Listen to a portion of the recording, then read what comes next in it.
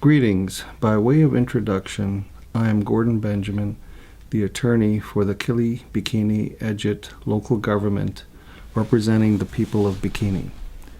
Mayor Anderson Jibas had prepared some remarks that were published in the March 5, 2021 edition of the Marshall Islands Journal, the weekly newspaper in the Marshall Islands. And because of rainy weather in the Pacific causing technology constraints, the mayor has asked me to share his remarks on video, as I am in Maryland, close to Washington, D.C., and with access to good internet connections. I will be reading his remarks the way the mayor wrote them, so thank you for indulging me this privilege to present Mayor Anderson Jibas' remarks honoring all Bikinians, remembering March 7, 1946, the day the Bikinians lost their land. And here are Mayor Anderson Jibas' remarks. Ladies and gentlemen, for those who do not know me, my name is Anderson Jibas, Mayor for the people of Bikini. Thank you for this opportunity to respect the survivors of the United States nuclear testing in the Marshall Islands and commemorate the 75th anniversary of the evacuation and permanent exile of the people of Bikini from their homeland. On March 1st every year, we respect the memory of the people who endured the Castle Bravo nuclear blast on Bikini Atoll, which not only evaporated an island and destroyed the beauty and purity of Bikini Atoll, but also forever affected the people living on Rongerik, Utherik, Likiep, Otemjej, and other islands at the time of the blast. Rongelappi saw the brightness in the sky that early morning of March 1st, 1954, and caught and played with the nuclear radiated flakes landing on them and their islands. Recently, we found out that the U.S. brought radiated soil from Nevada and dumped it at Eniwetok on Runit Island and in the lagoon, which is now leaking radiation. As kids today say, what's up with that? On March 7, 1946, 75 years ago, all the Bikinians were moved temporarily, quote unquote, from Bikini. First to Rongerik, which is near Rongelap Atoll. There, they faced starvation because of poisonous fish and harsh conditions.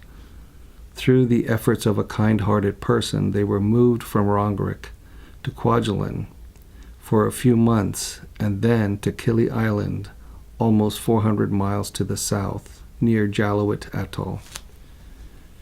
We are still, quote, temporarily, unquote, on Kili Island, waiting for the U.S. to clean up their radioactive mess on Bikini. Today, 4 workers live on Bikini Atoll, no one else. Of those 167 people who left Bikini that day, only 11 are still alive. Just over a week ago, Bubu Tomai, who the U.S. removed from Bikini in 1946, when she was 9 years old, just passed away. She would have been 84 years old on March 9th. She longed to be back on Bikini, but sadly, her wish did not come true. After leaving Bikini, Rongerik, and Kwajalein, Bubu Tomai grew up on Kili Island, which is tiny compared to Bikini Atoll. Kili Island is less than 1/2 square miles in area. Bikini Atoll is 228 square miles. Many people have moved away from Kili Island due to lack of space. In this era of climate change, king tides routinely come over most of the island of Kili every single year. There is no lagoon, and ships have a hard time loading and unloading in the ocean. A Marshallese person's identity is tied to their land and land rights, and when access to their land is denied, there is a loss of identity. 75 years later, after the U.S. tricked the people of Bikini to give up their land, quote, temporarily, unquote, we are still not able to go back and live on Bikini. It is a grave human tragedy. After 23 nuclear bombs had rendered Bikini Atoll uninhabitable, the U.S. should have moved the Bikinians to the United States, housed them, and trained them to survive there. Thinking outside the box, and pending concurrence with the Marshall Islands national government, Bikini thinks that the U.S. can still help the Bikinians 75 years later by bestowing non-citizen national status for the Bikinians and other nuclear-affected communities, just as the people of American Samoa enjoy. There are just a few thousand Bikinians, and there are over 300 million U.S. residents. Can we think outside the box here? And the U.S. can clean up Bikini Atoll. America spent $142 million every single day in the war in Afghanistan in 2018. Just 3 days of that budget would clean up Bikini and make right what is wrong, and would bring recognition to the huge contribution Bikini has made to the U.S. defense capabilities.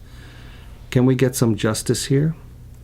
My council and I are leading this fight for justice, just as Martin Luther King Jr. did for his people in the United States, just as Mahatma Gandhi did for his people in India, and just as Nelson Mandela did for his people in South Africa. In order for the first compact to be signed by the U.S., the Marshall Islands had to get rid of all the court claims against the United States regarding the nuclear testing. In a grossly unfair deal, this was agreed to. When I say that the U.S. tricked the Bikinians into moving from Bikini, I mean they really were tricked. There were no lawyers representing Bikini when the U.S. came and asked Bikinians to move in 1946. No one told the Bikinians that there would be 23 nuclear bombs exploded on their islands. For the past 20 years, the current Changed Circumstances petition in Washington, D.C. has been tossed around like a beach ball between Congress, the administration, and the courts. The Marshall Islands founding father, President Amata Kabua, once said in a 60 Minutes TV interview that in the Marshallese culture, if our big brother slaps us in the face, what are we going to do? We cannot slap back. I guess the saying that, quote, he who has the big stick wins, unquote, is true. Well, Bikini admits that we don't have a big stick to defend ourselves. We just ask and fight for justice. If we can't do it alone, then we will seek others who will fight with us to achieve justice. We must do this. We must do this now for our people. The U.S. Embassy here in Majuro has been our friend and assisted us in many ways, and we appreciate that. Even in Washington, we have many friends at the Department of the Interior and in the House of Representatives. However, we do have detractors in Washington, and yes, even here in the Marshall Islands, there are those trying to stop the Bikinian efforts and hinder the Bikinians, but we will press on, encouraged by the words of Mahatma Gandhi.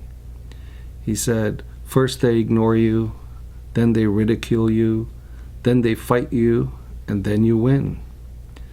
The Council and I led the successful effort to get control of the Bikinian Resettlement Trust Fund in order to recognize that the grossly unfunded, quote, resettlement, unquote, would never become a reality unless the people of Bikini raise additional funds. To that end, we have implemented revenue-raising projects and projects meant to ease the hardships of the people living in exile. Bikini now owns 2 ships taking food and cargo to Kili and chartering the ships to other atolls. Bikini owns a Dash 8 aircraft which, with the cooperation of the national government, will begin operating in the Marshall Islands as soon as the COVID-19 epidemic is over and tourism is revived on Bikini Atoll. Bikini owns an apartment complex in Majuro, bringing income to the local government. Bikini is starting its own construction company in Majuro and in the Marshall Islands in order to keep construction costs contained, as well as bidding for other projects as a revenue source. Bikini owns 283 acres in Hawaii, which will bring in profit from home sales in the range of $10 million to $50 million over the next few years, as well as providing an option for Bikinians to move should the sea levels rise to the extent living on Kili or Bikini is not an option. My council is an active council, doing projects, not just talking about them. But even with all these projects, Bikini needs help in cleaning up Bikini Atoll. Bikini has friends around the world willing to help Bikini. Some are non-U.S. allies knocking on Bikini's door, saying they can clean up Bikini and establish hotels and bring investment to Bikini. We have to weigh all our options as we move ahead in our fight for justice. And what are we fighting for? The right to go home to a clean island. And so what's wrong with that? It's been 75 years that Bikinians have been exiled. But as Winston Churchill encouraged his country as the situation looked bleak for them, quote, "Never give in, never, never, never, in nothing great or small, large or petty. Never give in except to convictions of honor and good sense," unquote. In 1946, after leaving Bikini Atoll, the heaviness and sorrow of losing a part of the writer's identity forever, a 33-year-old Bikinian wrote what has become the Bikinian anthem. It's a beautiful, soulful, from-the-heart song that we Bikinians hold close to our hearts. Here are the words. "No longer can I stay, it's true. No longer can I live in peace and harmony.